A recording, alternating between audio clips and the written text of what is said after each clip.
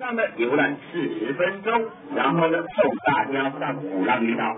沿途呢，大家可以观赏到鼓浪屿的周边旅游景点。最主要的是我们这条船呢将直接开到外面，带大家呢去遥望台湾所管辖的小金门、大潭和丹岛。为了让大家更清楚的瞭望到这些台湾的海岛，我们船长这边呢为大家准备了几台高度数的望远镜。现在呢，手中的没外镜的乘客，骑到我们船的前面来拿，先来先用，数量有限。好，来没外镜后面没外镜的乘客来抓紧时间骑到前面拿。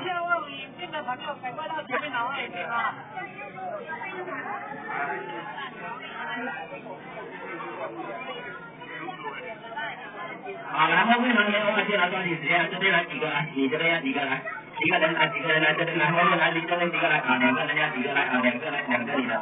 好，来这边要2个，来后面那边忘记了这边。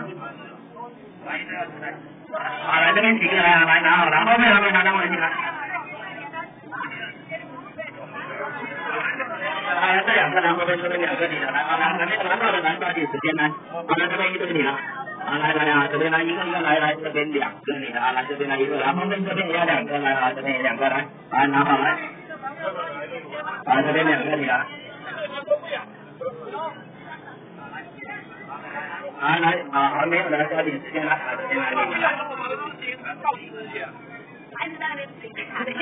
来付吧，没拿来。好，来这边来等一下啊，来你的啊，来这2个你的来，拿好来。好，后面还没拿到外镜的乘客来抓紧时间了，我们船已经开出来了，前面有50几个景点了，都是要记录到望远镜了，大家看得清楚了。这次是我们这条船呢将直接开到外面的带大家去看景点，来这边来你的来。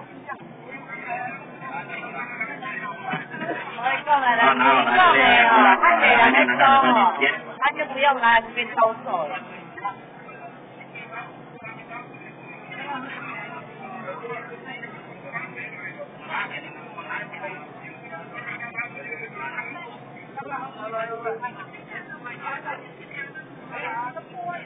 好，然后呢，哪个还没拿到望远镜来抓紧时间来。大家呢现在来看到船的右边啊，在我们右边前方这边有一个旗子长国的外大桥，叫海棠大桥。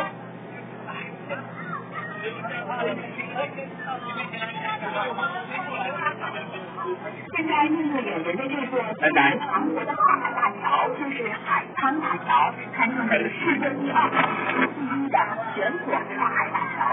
海棠大桥横跨厦门中部港区和海棠台商投资区之间，它是厦门岛的第2条先导隧道，较第1更高。海棠大桥的建成，大大缩短了厦门和海棠台商投资区之间的距离，改善了海棠投资区的投资环境。大桥全长6000多米，整条长度3140米，净高55米，桥宽36米，可容纳5万吨船舶直接通过。海棠大桥总投资约30亿人民币，是由厦门市政府以投资金建造的，由我国桥梁专家自行设计，我国施工队伍自行建造的跨世纪大桥。江泽民总书记亲自为海棠大桥题写了桥名。桥下的岛屿是火烧屿，面积大约0.35平方公里，人叫绿岛、叫鱼岛。火烧屿的地质是紫红棕赤色的面岩，面岩构成、色彩和形状奇特，似乎经常会烧过。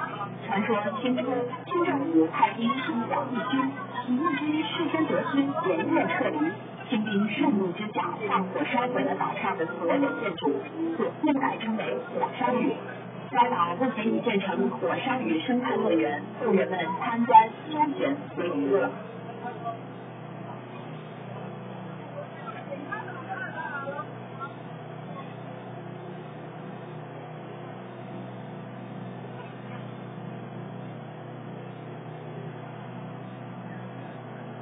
各位游客、各位来宾，大家好！欢迎大家乘坐厦门市轮渡公司环组游览船。游览船将先在海上游览40分钟，环绕鼓浪屿游1周，然后再送大家上鼓浪屿岛。沿途可以观赏到整个鼓浪屿外景以及各个旅游景点，我们会做重点介绍。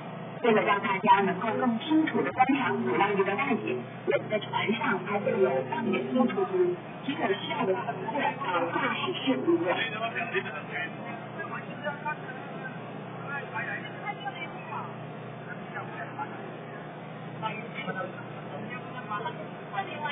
好了，大家接下来看谣传的右边啊，谣传右边方向那边有一个气冲冲的海岛，这个气冲冲的海岛呢叫大屿岛。大屿岛呢，它是厦门白鹭的自然保护区域，岛上呢它栖息了有2万多只的白鹭。白鹭呢，它作为厦门的市鸟，也是国家的2级保护动物，因此呢，岛上游人呢是禁止上岛的。大家呢再看一下这大屿岛的外形，它从左边的往右边看，就像一条没有尾巴的鳄鱼趴在海边上，然后弯向边的灯塔就像那鳄鱼的眼睛，因此呢，它这个别名就叫鳄鱼岛。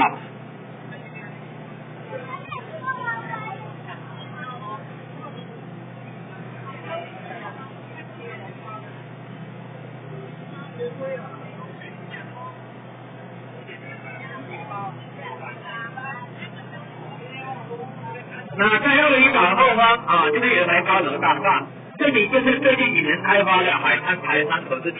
我来听一下海滩的介绍。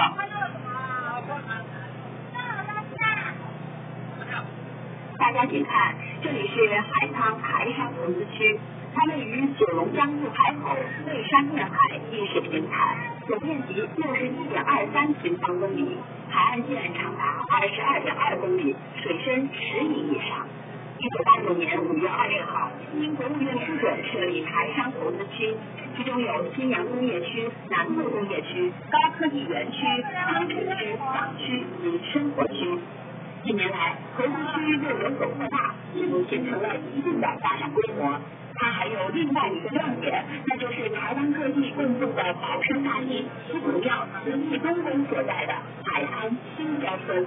每年农历3月15日，保生大帝诞辰时，有大批的台湾同胞亲以宝岛从台湾各地来此祭礼，举行祭典大礼。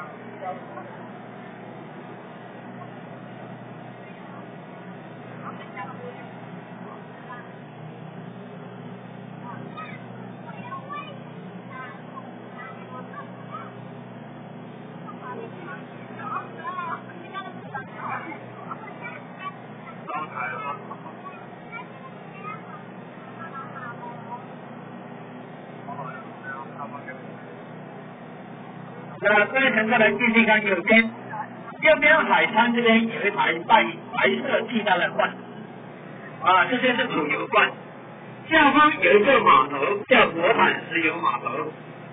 98年轰动全国的内山新远华走私集团，就是利用这些油库码头来进行原油走私，走私原油、走私汽车、走私香烟，走私的金额高达800多亿人民币。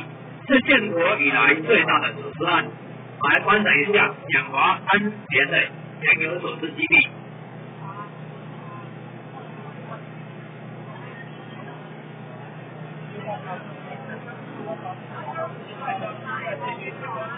那看完了右边，回过头来看左边。左边这个岛屿就是大家的目的地，驰名中外的海上花园鼓浪屿。我来听一下鼓浪屿的介绍。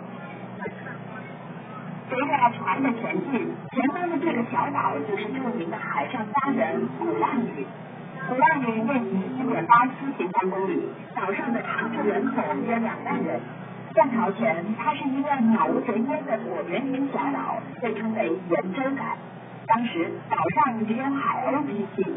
到了宋末元初，僧侣有一个渔民出海遇到风浪，便把船停泊在小岛的西部暂避。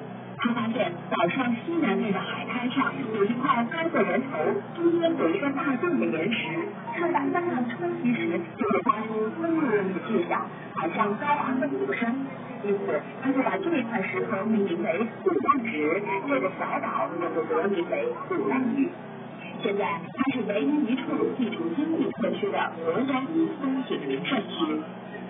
1840年鸦片战争后，厦门成为国口通商口岸之一，先后有13个国家在岛上设立了领事馆、宾馆和别墅，后来又有许多华侨在此建了上千幢中西合璧的别墅，因此岛上汇集了风格各异的建筑，被称为万国建筑博览馆。在这些众多的建筑中，最有特色的还是这幢红色圆顶的楼房。由于它建造在八边形的平台上，再加上屋顶上有8条不太明显的白楼，故得名八大楼，目前为厦门博物馆。当年帝国主义强占鼓浪屿达5年，西方乐团的到来又带来了西方的文化，例如西方音乐。鼓浪屿的钢琴曾经有500架之多，一别居全国之冠。19世纪中叶，一些外国传教士在教堂内举行宗教活动，或者有唱诗的节日。厦门现在的学校也都有开设唱圣诗课程。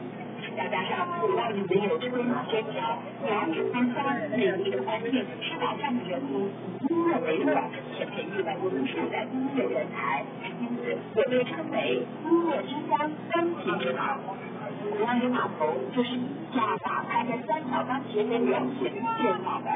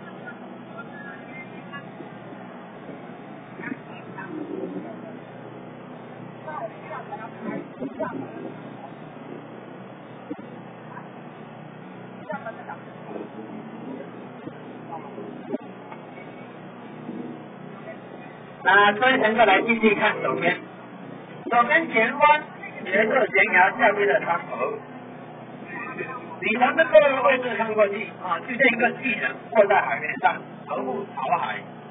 这座山叫英雄山，19年解放鼓浪屿，人民解放天空就是从这边前行攻打换机的。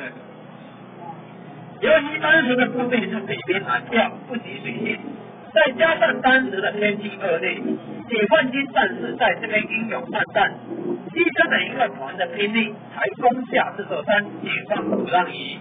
后人为了缅怀这些革命烈士，就把这座山命名为英雄山。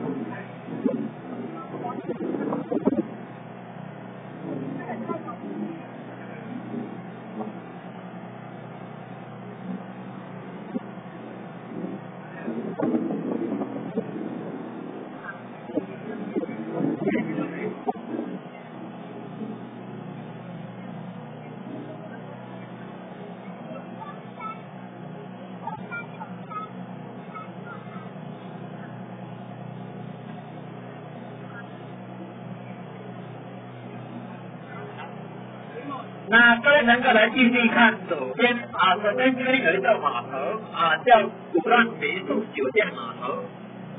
在这段码头里，桥的尽头有一块大石头，这块石头就是著名的鼓浪石。鼓浪石中间有个天然的洞口，叫鼓浪洞。每当海水涨潮时，会让该洞泄，发出欠打鼓的声音。这块石头就给它起名为鼓浪石。鼓浪屿也由这块石头来得名的。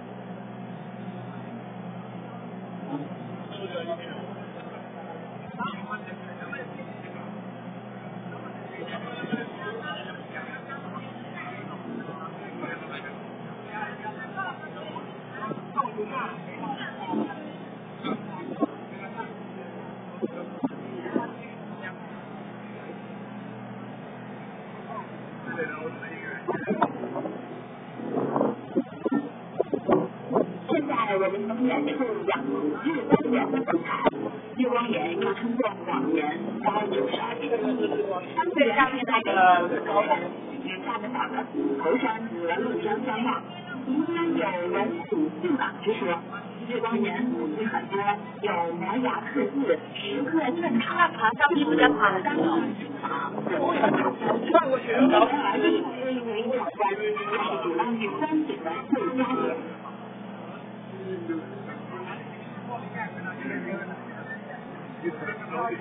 朋友们，这日光岩您或许找过我们，但说到书中花园，您就有点陌生了吧？您仔细瞧瞧，海边这一路走廊就是书庄花园的10大景点之一，44桥。书庄是公园主人尼尔加先生的儿子书庄的谐音。尼尔加先生生于台北淡水，中日朝鲜战争后，清政府丧权辱国，割让台湾。林先生不愿意在台湾过生活，就举家迁至鼓浪屿。1918年初，他效仿台北板桥别墅风格，在古建书庄花园，由鼓山人和长海人互动组成。他构造的年长，在游览鼓浪屿的时候，别忘了身临其境去细细品味一番。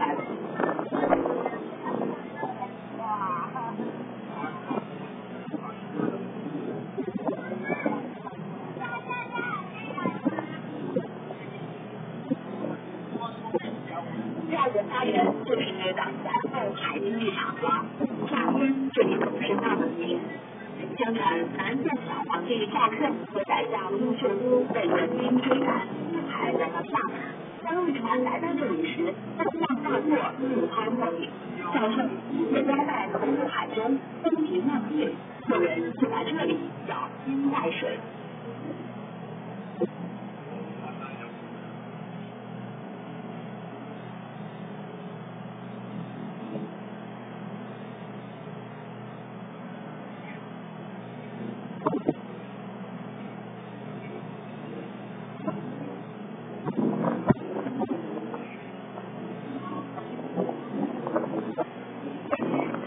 好，来大家来看到左边嘛，左边新中华的上面这边有一个三角形黄色的墙壁的楼房，看到没有？这是全国唯一的一家钢琴博物馆，里面呢它收藏了一些17世纪还有18世纪的礼品，都是由一些爱国人士捐献的。光这些钢琴的保养和维护呢，每年都要花到上千万以上啊，老实说。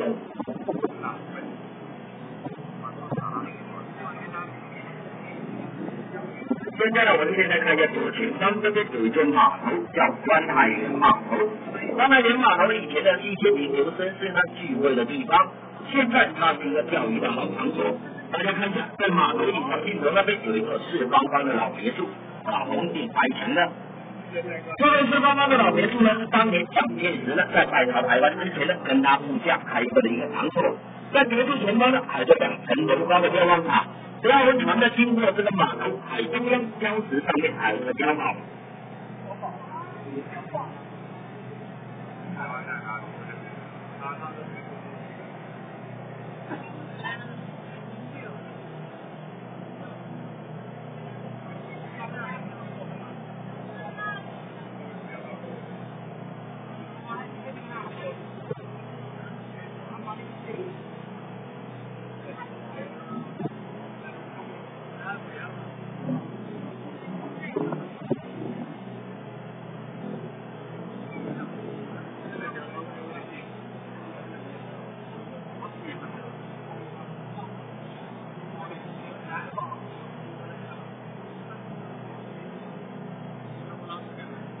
好了，各位看完左边的，我们回头来看右边的。当然，右边方向这边呢有几个并排着的海盗，这几个并排着的海盗呢，就是台湾当前所控制的小金门大弹核弹头。小金门呢，离厦门最近的地方呢，有1.8海里左右，就相当于3400里。58年的万炮提供金门呢，当然就是这个岛屿了。就当时统计呢，打到岛上的炮弹有90多万枚，把这些岛屿呢打得千疮百孔，打得面目全非。同时呢，打过这些炮弹呢，也造成了金门岛上3宝之一的金门菜刀。这根菜刀呢，就是用这些炮弹壳呢制造而成，钢水非常的好，可谓是胶铁如泥。金门3宝呢，还有2宝，那就是金门高粱酒和金门贡糖。金门3宝呢，自由是3件东西所组成啊，因为海上呢天气变化多端啊，岛上的收入还没上去，看起来还有点模糊。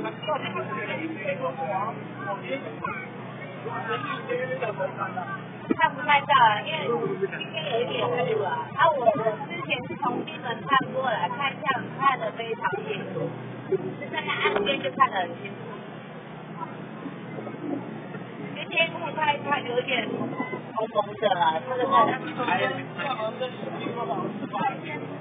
近啊，对，就是这样，就在这样，我从基本上这样看就很清楚，看出来厦门哦，这看得很清楚。没有，我们他好像要到小金门去看，还是下去我忘记了，反正就是有看，然后他有点进让你看不用钱的。对，有分，还有小金门跟大金门。